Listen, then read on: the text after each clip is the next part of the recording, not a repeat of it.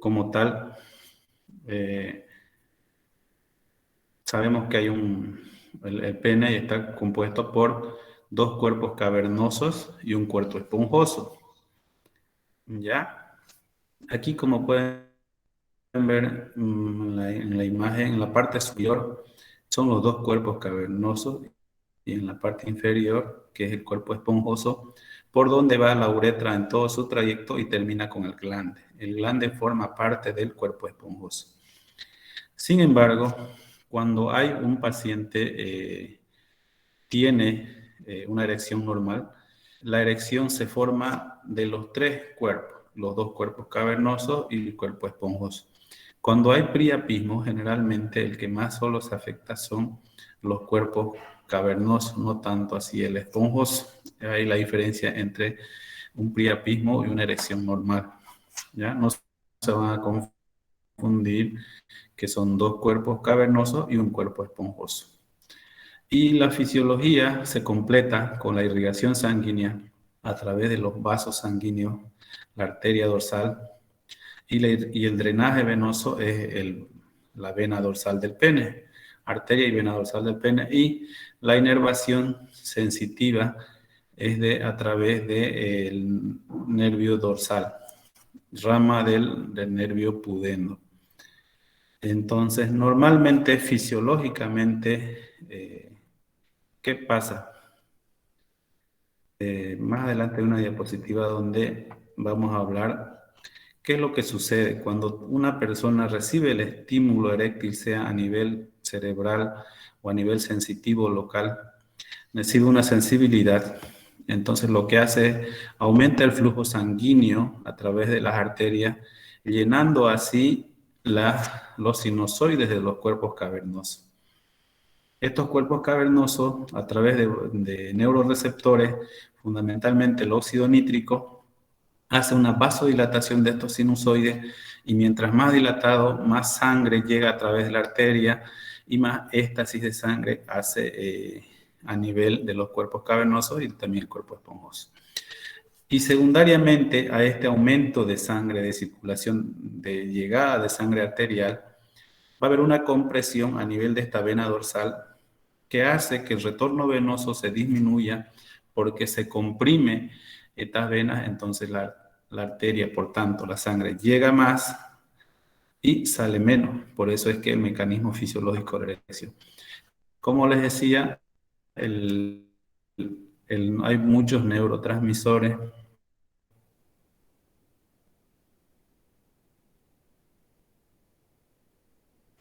y entre los principales que es el óxido.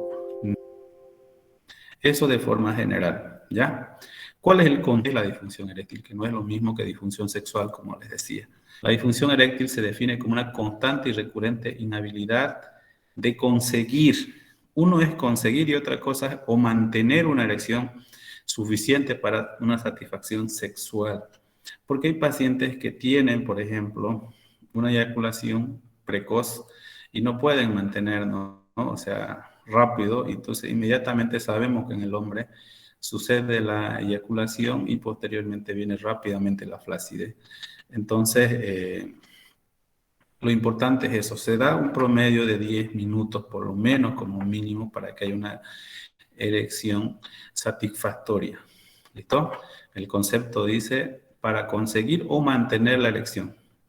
Porque si ustedes tienen una erección y mantienen esa erección, la función sexual, la satisfacción como tal va a ser adecuada, ¿no? Porque si tienen una erección que no llega mucho tiempo o, o que no llega a la erección o tienen una eyaculación precoz, por ejemplo, no pueden mantener, entonces la función eréctil no va a estar bien, ¿no? Su clasificación, hay varias clasificaciones, pero esta es la que más me gusta a mí y es más organizada. La clasificamos en no orgánicas o las psicógenas y las orgánicas. Las no orgánicas o psicógenas tienen un alto porcentaje de pacientes que la padecen. ¿Listo? Se van a clasificar en generalizadas o de situación. En el hombre En la mujer, las partes psicógenas en la función sexual afectan más que al hombre. Sin embargo, el hombre no está exento de estas cosas. ¿Ya? Por ejemplo, hay varios tipos de situaciones relacionados con la pareja, relacionados con alguna muerte, relacionados con el trabajo, relacionados con el estrés físico, relacionados con ansiedad, con muchas cosas. Por eso es que, por ejemplo, en la parte psicógena relacionado con la pareja, cuando viene un paciente a consulta, usted le pregunta si tiene disfunción eréctil, dificultad para mantener la erección con su pareja o con otras parejas también, porque muchas veces es relacionado con la pareja y no es así con todas las parejas que ha tenido o tiene. Ya les doy un ejemplo. Otro ejemplo es aquellos hombres que tienen mucha ansiedad porque tuvieron una mala experiencia y psicológicamente ya ellos están predispuestos y cada vez que van a tener un problema ya psicológicamente ellos se deprimen y eso agrava peor. ¿Ya? En este caso, más vamos a tratar el tema de las orgánicas, ¿ya? En las orgánicas la clasificamos en vasculares, que es la más frecuente, la que más está afectando hoy en día. La neurógena no queda atrás, la parte anatómica y algunas enfermedades endocrinas. Aquí están las causas. Como les decía, las más frecuentes hoy en día es la cardiovascular. ¿Por qué vamos a ver la cardiovascular? Porque a nivel del endotelio se produce el óxido nítrico. Y el óxido nítrico es uno de los neurotransmisores principales para ayudar a la flacidez, relajación de la musculatura lisa a nivel de los cuerpos cavernosos y en el pene. Entonces, ayuda a esa relajación. Cuando hay disfunción endotelial a nivel de la función cardiovascular, sobre todo de los vasos sanguíneos, no hay esa producción adecuada, ¿no?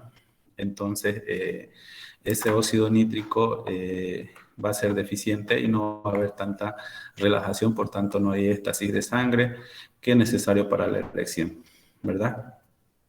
Por eso, por ejemplo, la diabetes crea trastornos vasculares, ¿verdad?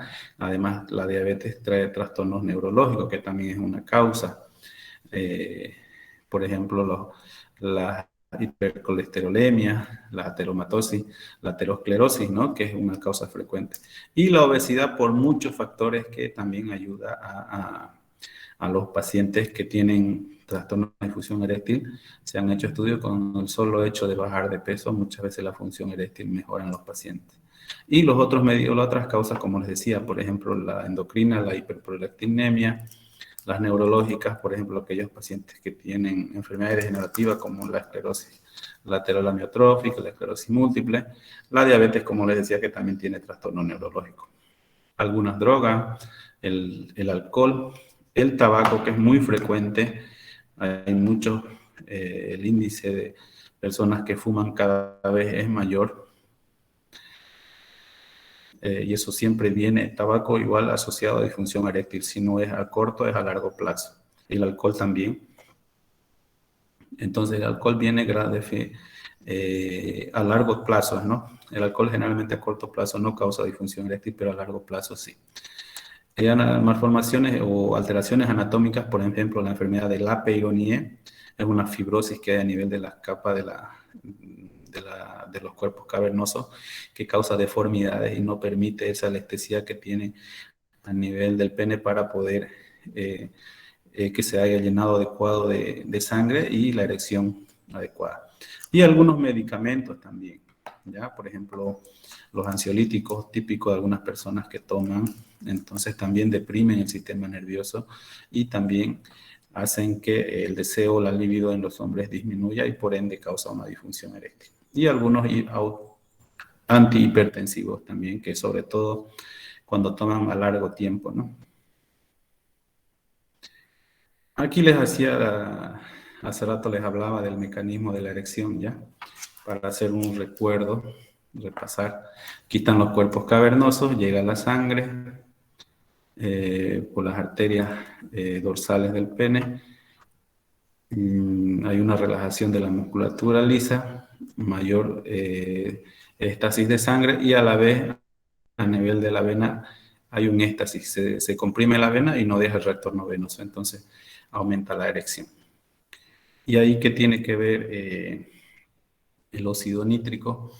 El óxido nítrico, como les decía, a través del mecanismo del calcio, ayuda a que la musculatura lisa, porque el cuerpo es cavernoso, es compuesto netamente por musculatura lisa. Esa musculatura lisa, a través del óxido nítrico, hace que se relaje más y por tanto mantiene la erección y mayor tiempo también. Entonces, hay unas enzimas que son las inhibidores de las 5-fosfodiesterasa, que es la que degrada el óxido nítrico, hace que el óxido nítrico, el tiempo o la acción que tiene de relajación sea mayor tiempo y no se degrada el óxido nítrico. Entonces, es ahí porque se usan, por ejemplo, la Viagra, que vamos a llevar más adelante, uno de los medicamentos que se usa para el tratamiento de esto. Entonces, ¿cuál es el diagnóstico de la disfunción eréctil? Siempre en la base no se olviden, la reina de la medicina, la clínica, el interrogatorio, cómo viene un paciente, y en estos temas de sexuales, intimidad, siempre tratan de hacer lo más privado posible, cosa que el paciente logre bastante confianza y pueda con ustedes decir todo lo necesario para el diagnóstico, ¿no? El clínico, radiológico, laboratorio y algunos otros estudios que consideremos necesarios. En el diagnóstico clínico, la disfunción eréctil, está importante la anamnesis, los antecedentes personales, como les decía, si es diabético, hipertenso, si es obeso, si tiene familiares con alguna enfermedad neurológica, genética, degenerativa o algún accidente, si toma algún fármaco. La edad es muy importante, a partir de los 60, incluso a partir de los 50 años, muchos hombres ya empiezan a disminuir. Você está cortando muito a, a aula. Não sei se os outros estão, para os outros estão cortando, mas está cortando muito aqui. Tá cortando. Doutor, está cortando seu áudio.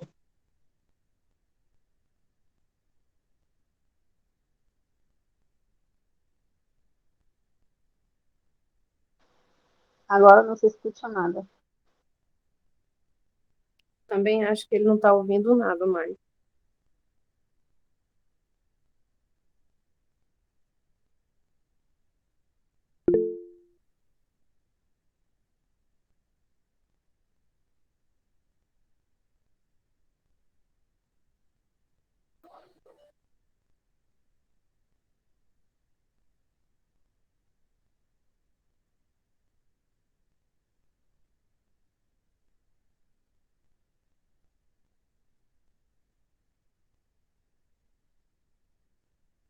¿Me escuchan? Creo que es el internet. Ya. ¿Hasta qué parte me dejaron de escuchar? Diagnóstico. Ya. En el diagnóstico, como les decía, esa es la base, ¿ya? La clínica, lo radiológico, los laboratorios y... ¿No se ve el slide?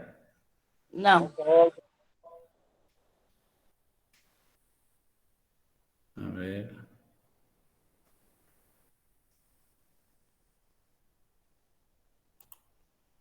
Pero me sale que estoy conectado.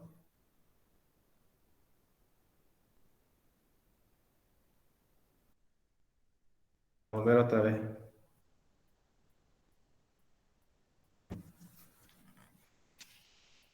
Ni audio, ni video, ni imagen, ninguno. Solo áudio, doutor.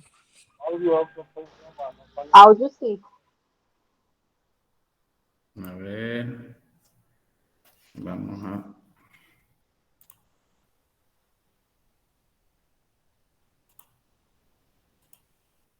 Ya.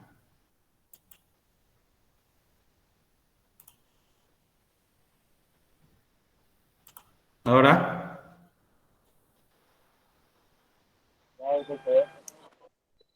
Perfecto. Vamos a seguir, ¿ya? Es el internet, creo, que hay altas y bajas. Lo que les decía que en el diagnóstico clínico que es la base para hacer diagnóstico de cualquier enfermedad y también la disfunción eréctil. Es importante saber los antecedentes patológicos personales, si padece de diabetes, hipertensión, hipercolesterolemia, obesidad o de algunos trastornos neurológicos, genéticos, hereditarios que algunos pacientes tienen. Es importante también interrogar si toma algún medicamento, como les decía, los ansiolíticos, antidepresivos o los diuréticos o, o cualquier otro medicamento que afecte la función eréctil, ya sobre todo los hipnóticos sedantes también. La edad es muy importante. La edad a partir de los 50 años, ya la función eréctil va disminuyendo a medida que va pasando los años. Por más que sea un hombre conservado, ya no es igual la función eréctil. ¿Listo? El estado actual de cada paciente no es lo mismo un paciente que está en un buen estado actual de salud, que tiene un estado con alguna enfermedad, influye mucho. Y también los factores psicológicos muy importantes en esto. ¿Ya? Es por eso que ustedes tienen que lograr interrogar a un paciente, crear ese ámbito de cordialidad y respeto mutuo y que le den seguridad al paciente para que él les pueda contar cosas íntimas que son muy importantes en el diagnóstico. Y otra cosa es el examen físico, ¿no? El examen físico, siempre les recalco, por más que estén en urología, muchas enfermedades generales o signos que ustedes vean generales tienen repercusión a nivel genital, en este caso para la función del pene, ya la función eréctil. Examen físico general, si es diabético, si es obeso, si tiene anemia, si tiene alguna enfermedad o patología que ustedes consideren que pueda afectar, ¿ya? El examen físico urológico también, ¿no? Siempre les he dicho, recalcado que cuando examinen, por más que venga un paciente por patología genital, importante muchas veces saber el examen urológico, ¿ya? Y el examen físico genital. Hay que ser muy exquisitos en este caso, examinar bien. Los que han ido a consulta, en algunos casos los pacientes han permitido que yo les enseñe, en algunos, no a todos, el examen físico, cómo se hace de los genitales. Lamentablemente es algo delicado, ¿no? Para los pacientes, para hacerlo en cosas prácticas. Sin embargo, ustedes pueden ver videos o los libros le dicen cómo se examina. Y tampoco hay tantas cosas, o sea, no es tan complicado también para aprender, ¿ya? El diagnóstico radiológico, hay muchos estudios que se pueden hacer para nosotros saber que ese paciente tiene alguna alteración en la función eréctil. Como sabemos, y les decía que la parte cardiovascular es muy importante en estos pacientes, entonces lo que se hace es, por ejemplo, la ecografía Doppler para ver el flujo sanguíneo que hay en esto a nivel de los cuerpos cavernosos, a nivel del pene en general. Cuando hay un buen flujo sanguíneo, ¿qué quiere decir? Que el problema no está tanto en la parte vascular, que es una de las cosas principales para que suceda la erección. Cuando hay un flujo sanguíneo disminuido, por tanto, va a haber un flujo sanguíneo, mejor dicho, una función eréctil disminuida también. La parte neurológica, lo mismo, ¿listo? Pero la parte neurológica hacemos otros estudios, no con la ecografía, ¿ya? Es una de las principales cosas que se hace la ecografía Doppler cuando hay función eréctil. Pero eso ya lo hacemos nosotros los urólogos, ¿no? Pero es para que tengan conocimiento.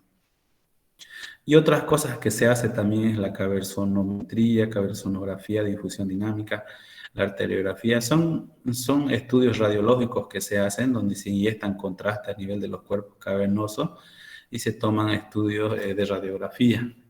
Entonces, según el que hagamos, se toman medidas o se toman contrastes y los tiempos y a ver si hay dilatación o no, todas esas cosas, entonces nosotros medimos.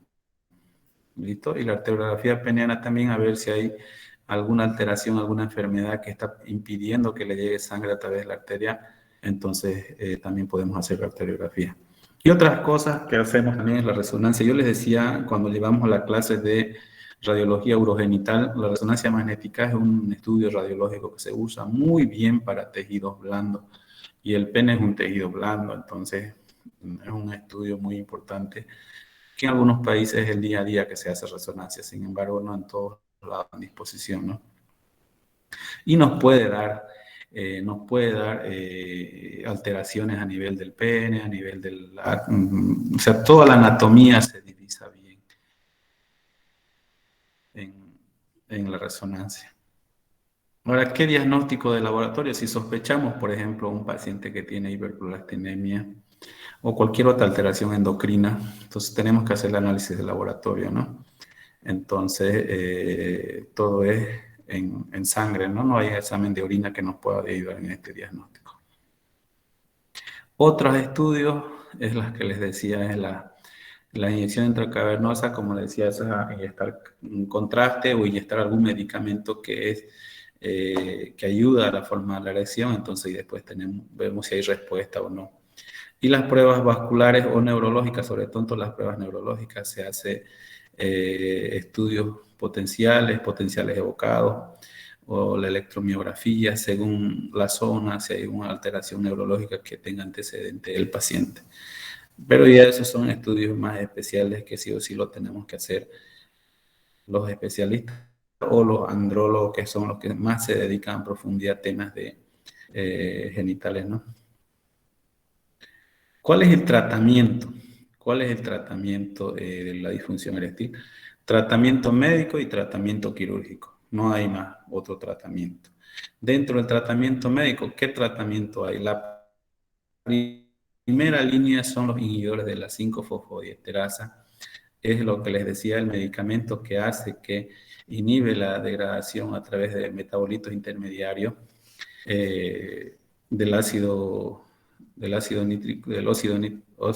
nítrico. Entonces, esta enzima, al ser inhibida, va a crear como consecuencia que haya más relajación a nivel de los cuerpos cavernosos, y si hay más relajación, hay mayor éstasis de sangre, ayuda a mantener la erección, ¿verdad? Entonces, esta es la primera línea. ¿Qué medicamentos conocemos? Ahorita vamos a hablar de eso. Hay otras terapias, la terapia psicosexual, el tratamiento local con inyectables o con cremas o ungüentos que existen.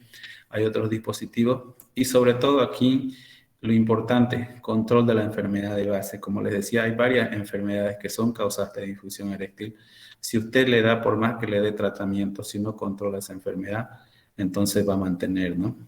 Entonces, de los inhibidores de la 5-fosfodiesterasa, el principal medicamento que salió al mercado y hasta hoy en día todavía se usa es lo conocido que ustedes conocen, ¿no? La Viagra, que es el sildenafil, su nombre genérico, y la Viagra es su nombre comercial que apareció, ¿no? Hace muchos años.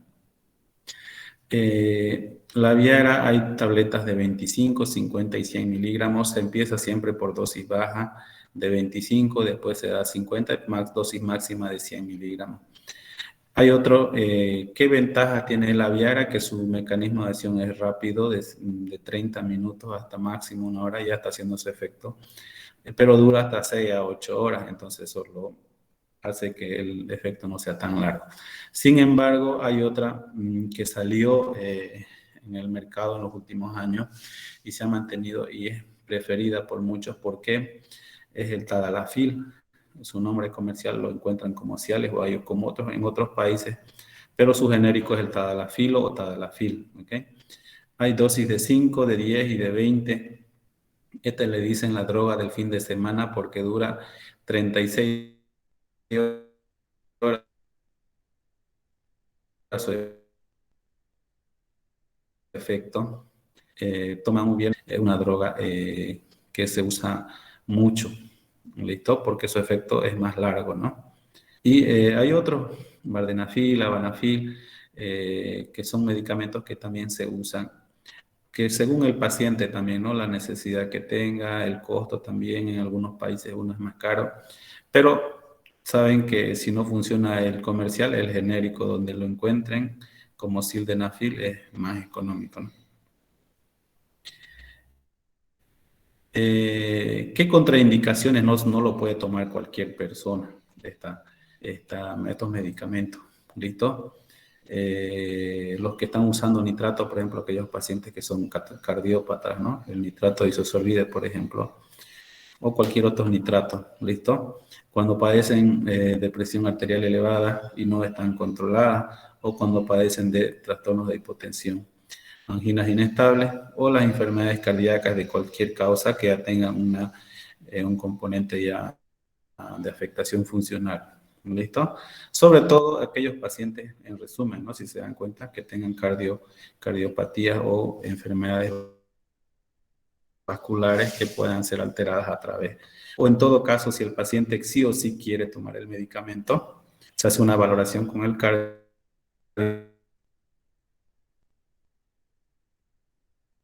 autoriza, le pueden ir.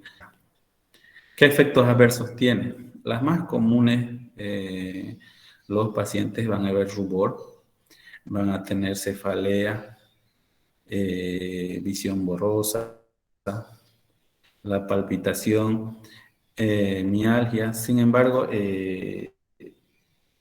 los porcentajes son bajos, ¿no? Entonces, por eso es que han tenido buena aceptación. No quiere decir que ninguno de ese, pero sus porcentajes han sido bajos. Sobre todo el rubor es lo que más ha dado, si se dan cuenta en la tablita, en la comparación de estos tres medicamentos, es el que más han presentado, y la cefalea.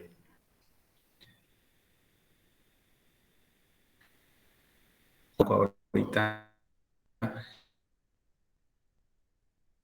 el ideal que te diga esto es mejor, esto es el ideal. Son estudios que se hacen, pero nada concreto todavía.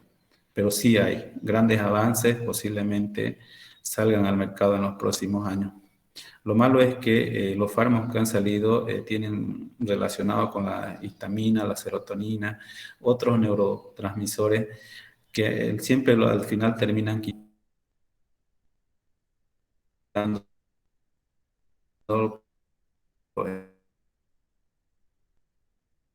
efectos adversos Está falhando causan novamente o áudio. secundarios. Entonces, Está importando. eso es lo que ha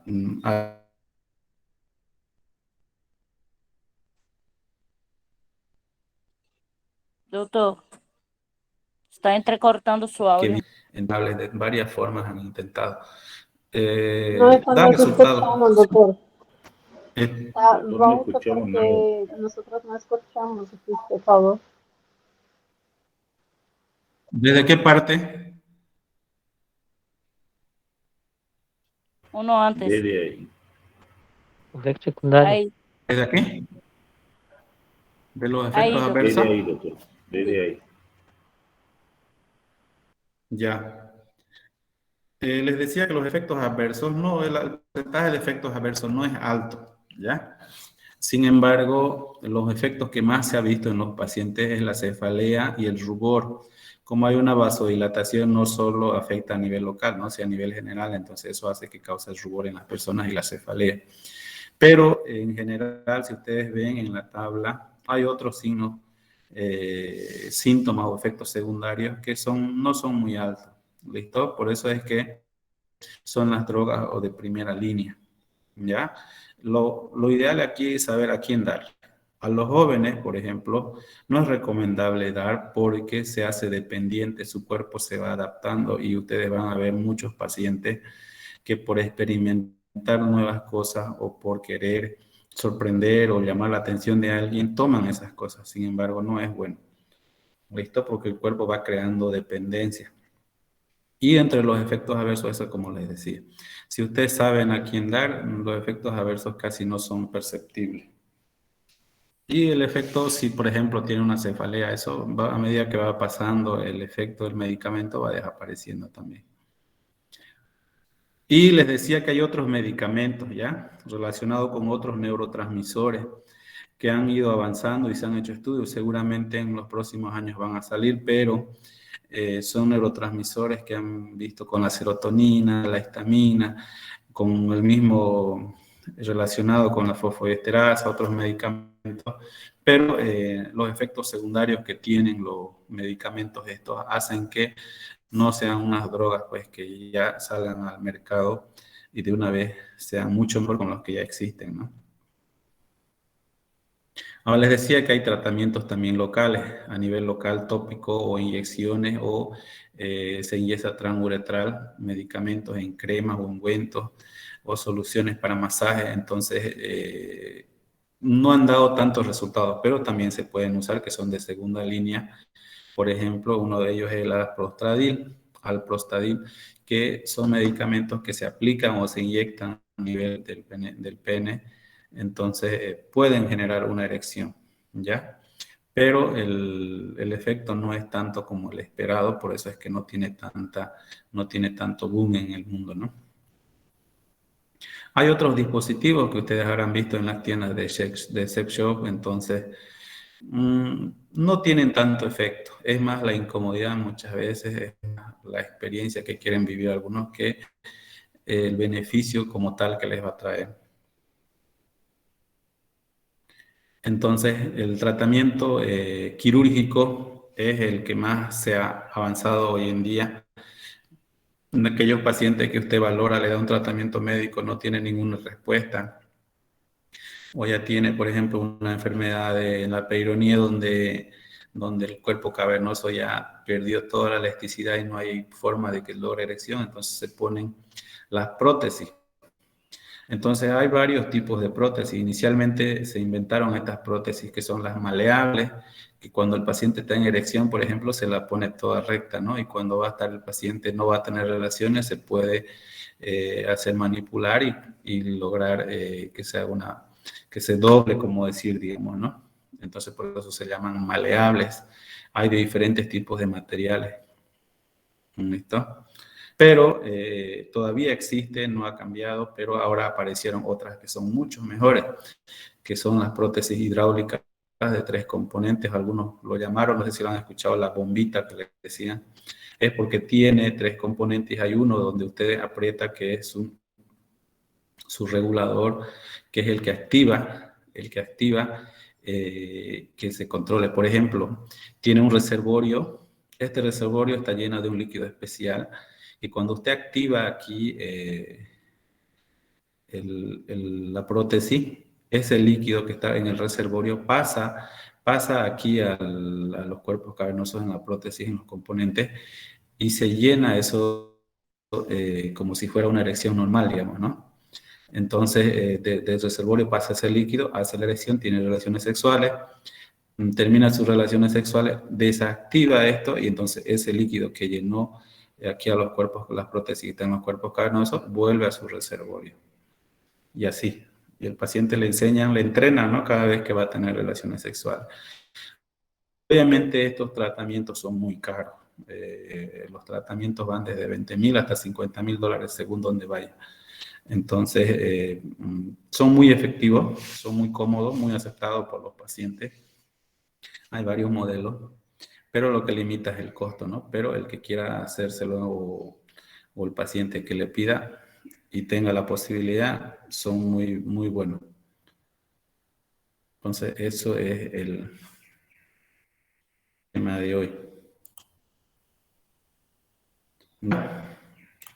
Ahora, si tienen alguna duda,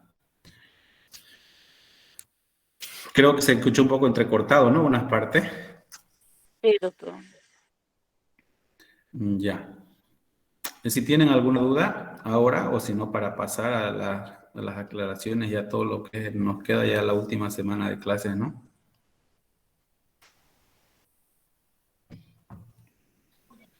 Sí. Ya, nadie va a preguntar. Les recuerdo que este es un tema de examen. En este tema lo que me interesa es que ustedes sepan qué es la disfunción eréctil, cuáles son los síntomas, cuáles son los signos, cuáles son los factores de riesgo y de manera general los tratamientos que hay, ¿no? Porque no, ustedes no van a hacer el tratamiento, ¿no? Lo mejor es que hagan como médicos, ya después cuando hagan su especialidad se dedicarán, pero van a tener conocimiento básico, qué es lo que se hace, qué es lo que se toma y qué no se toma, ¿no? ¿Ya? Carolina. Doutor, buenas tardes. Doutor, eu tenho uma Buenas dúvida tardes. sobre as avaliações. Porque assim, ó, tem Ya. pessoa que ainda não foi evaluada como a parte prática Eu sou uma Uhum. de las personas, não? E eu gostaria de saber como vamos fazer com essa pessoa que Enciende, não se foi enciende evaluada. tu cámara, Carolina. Por favor, cuando van a hablar, encienda su cámara, ¿ya? Yeah. Ya. Es que pasa, tú estás en clase de jueves, ¿no? Sim. Ah, ya, es que por eso, yo, los que están